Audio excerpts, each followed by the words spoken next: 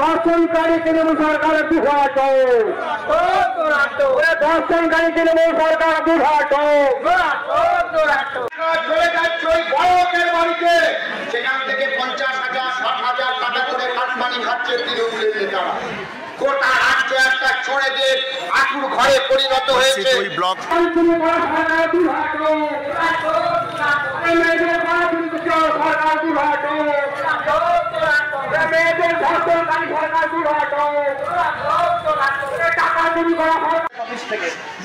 আমরা বলতে চাই, গরিব মানুষ অনেক কষ্ট করে গোহগ্রাম থেকে এসেছেন, অনেক কষ্ট করে মসজিদপুর থেকে এসেছেন, অনেকে পুরী থেকে এসেছেন, সাটিনন্দী থেকে এসেছেন।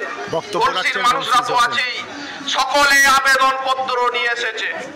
আবেদন পত্রের ভিত্তিতে নিরপেক্ষভাবে সার্ভে করতে হবে।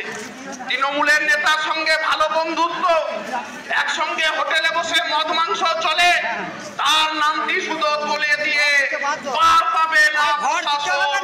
প্রত্যেকটা গরিব মানুষের বাড়ি বাড়ি সরকারি অফিসারদের পাঠান, দরকার হলে ভিডিও, জয়েন্ট ভিডিও, নিজে গরিব মানুষদের বাড়ি বাড়ি গিয়ে সার্ভে করে প্রত্যেকের নাম অন্তর্ভুক্ত করতে হবে।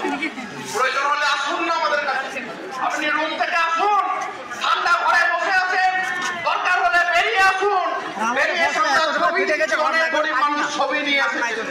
মাটির বাড়ি, কোন রকমের সুতির ছাপার শাড়িটা একটু চটে গেছে, সেটা দিয়ে ঘরটা হচ্ছে ঘিরে রেখেছে। কেন হচ্ছে তার বাড়ি যাওয়া হবে না? আচ্ছা, এই যে